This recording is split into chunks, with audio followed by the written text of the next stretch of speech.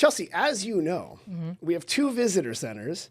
People call us, text us, email us, letter us, fax us. We've been getting actually a lot of letters to info@sonomavalley.com. Love it. They ask us all sorts of questions. You're going to help me in a segment we call We Get Questions. First question. Okay. This came in on the Sonoma County Foodies Facebook page. Oh. Hey, going to be in Sonoma tomorrow, and I'm hoping for recommendations on a good place for lunch. Ooh. I always like to ask follow-up questions, but because we can't, Right. if you had kids, Yes. I would say, because it's a great day, this weekend is going to be gorgeous, so you don't have to worry about wind or rain or clouds, Kivelstadt. Oh, yeah. Good spot. At Bloom. So Bloom is their restaurant. Right. Down there south of town. South of town. So it's a little off the plaza, but it's 5 minutes. Right. Just not drive. far, It's not fine. far. It's between our 2 visitor centers, actually. Exactly. Between Jacuzzi and the plaza. So if you're coming from like the South Bay coming up, or you're coming from Sacramento coming up, you won't miss it. Good spot. Kivelstadt, Bloom. You can do a wine pairing with the beer. Or sorry, I'm just thinking of beer now. A wine pairing, and you could drink beer. And you can have lunch, and they have a kids' play area, and you can bring your dog. Okay, it's good. And they have a dog menu. All the stuff. Mm-hmm. And the menu is for things you can order for the dog. Yes, you can literally order dog, like human food for your dog. Got I'll it. bring it out, put it in a little bowl. You know what we do at home? We just drop it when we're cooking. And then my dog just eats it. Just Just right there. right up there. Okay, Yeah, so so that's a good one. yep. And then if you wanted to stay on the plaza, Okay.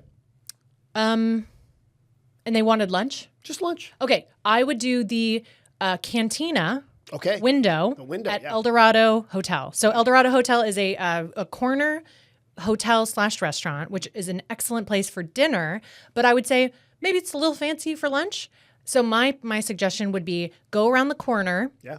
and order from their open window at the cantina. Yeah. It takes about 15, 20 minutes because they're actually home making it. So you do wait a little bit. Right. But then you grab it and then you go sit in the plaza and you just eat it in the park. That's And I exactly would grab wine from the cheese factory. Good job. You can get your own wine and then I would just bring it out to the plaza and And have a good time. have a picnic. That was easy. That was good. See? Thank you. Good job. I'm on Sonoma Foodies. I probably answered that question. Maybe that was your question. I was like- maybe you've been priming the pump. Here's one. I hear that some wineries will waive a tasting fee if you buy some bottles of wine. Mm-hmm. Is that true? And which ones? Ooh, which ones?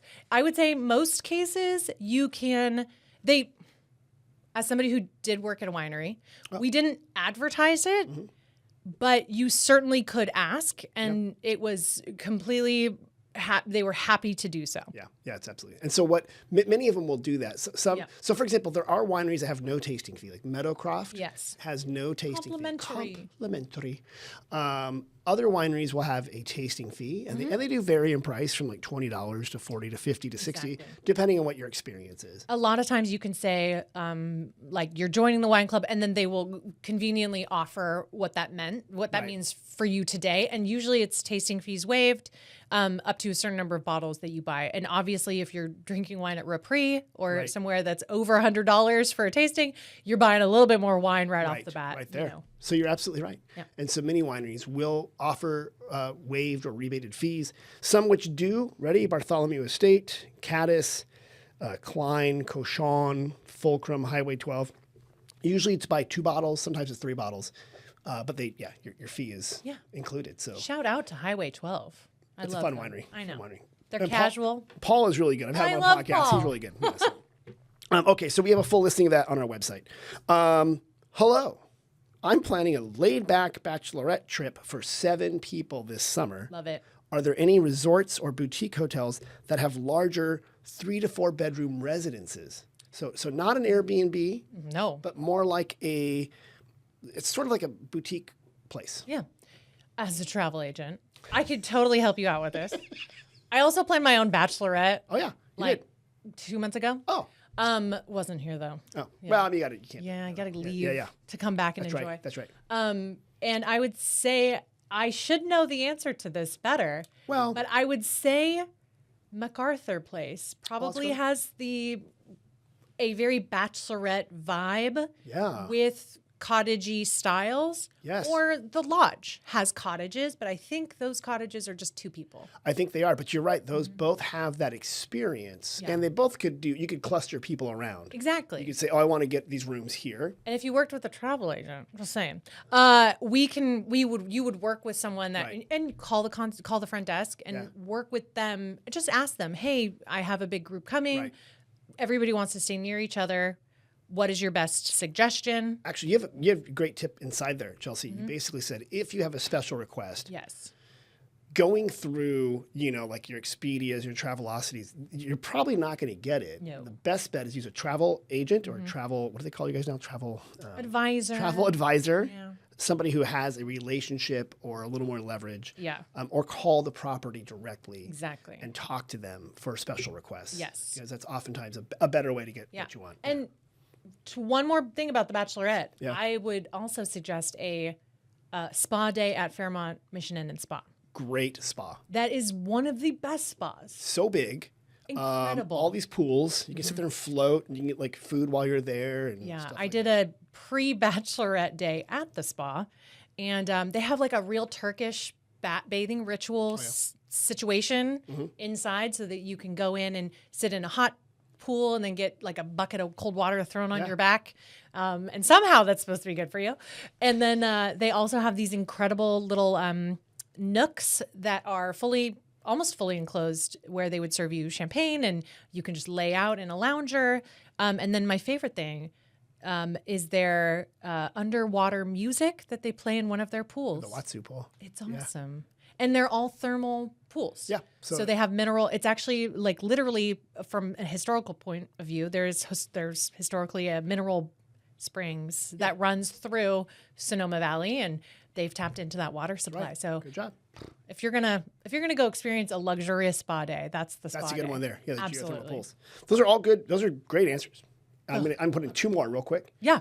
Sonoma Bungalows is just off the plaza, and those are essentially small houses that you can rent, but it's sort of like a hotel style. They're built around a court. Yeah. I love them. I walked in there Yeah.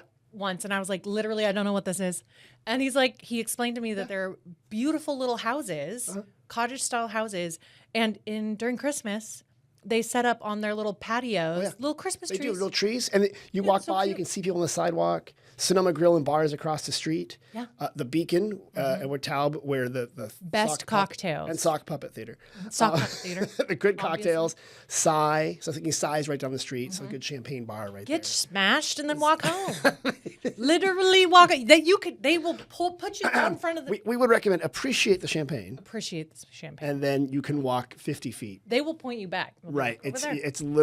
They're See that almost Christmas contiguous. tree? It's right there. Follow the Christmas tree. Now, and then also another one, Bungalows 313, which is on the other side of the plaza. I love them. Is a Gorgeous. neat property, really small, intimate feel, cool patio / courtyard. Yeah. And that's a great spot to check out too. If you want like your own little oasis where you feel like you disappear once you get into that property, that's a perfect suggestion. Yeah, and it's on the plaza essentially, but you You don't will even walk by it and not see it. It's lot. in its own little like secret garden Yeah, situation. it's a good one. So Bungalows 313. Okay, final question. This one just came in this morning. So Mark, our volunteer, got it. And then he said, oh, this is a good one. We're looking for a tasting room on the plaza that, 1, has a nice garden or patio, and 2, might allow us to bring some food in. So tasting room on the plaza with a good garden. And I don't think the food is necessary, but it's like nice. Yeah. So a good garden or patio. If you're looking for the kind of the coolest garden patio, 3 Sticks, 3 Sticks. right? And the historic adobe. I love the historic buildings around here, so I'm always going to be a sucker for like putting me somewhere where there's like a historic twist to it. It's incredible. You walk in, it's fully enclosed into this like adobe design that's truly from the Adobe times. I don't know what year. It's authentic mud. And they told me the story about it. There's a designer that like redid their whole backyard, but you literally feel like you've stepped into another world, almost like you go to like Italy, like you've suddenly arrived in Italy and you're surrounded. I don't know about the food though, but everything else So that's a great one. If you want a great patio / garden experience. Yeah, that Three one Sticks Winery, yes. is not a walk-in. You got to get reservations. No, ahead of time. But so 2 that are walk-in, you could do Obsidian. I was gonna say Obsidian. Yeah, down a little pathway. I do love it. It's really good. You are tucked in on the plaza there. Great little feeling back there. Yeah. And if you talk to them, I bet you could bring like picnic items. Like That is yes. go to the cheese factory, get like a little thing to go or something like that. Another one, Roche Tasting Room, next to Girl in the Fig, Roche, and you actually already mentioned it. Beer. They have beer. They do have beer. do have beer, Yes. right? So if you like beer, they have beer. But also right across the street is the window from the El Dorado Cantina. And I think you can say, hey, can I go get some tacos? Oh, tell him Tim said that was fine. Literally just be like, yeah, Tim, Mr. Teeth. Oh, the guy. Oh, you know Mr. Teeth? Yeah, he said it was fine. See if that works. If not, You'd be like, oh, we're closed. Yeah, I'm sorry. Oh, we're not. tell him your Do not come back Tell him here. your travel advisor, Chelsea Smith. Yeah, no, get me kicked out of the city. Yeah, ask for They'd that. be like, But yeah, no, so that I they would think totally let you do that. that's a really fun low key place. They're open late. Yes, and good patio dogs. there. I'm pretty sure they let you have I dogs. think I have dogs. It's outdoors and it's in the garden. Exactly. Stuff like that. I think it has to be your dog.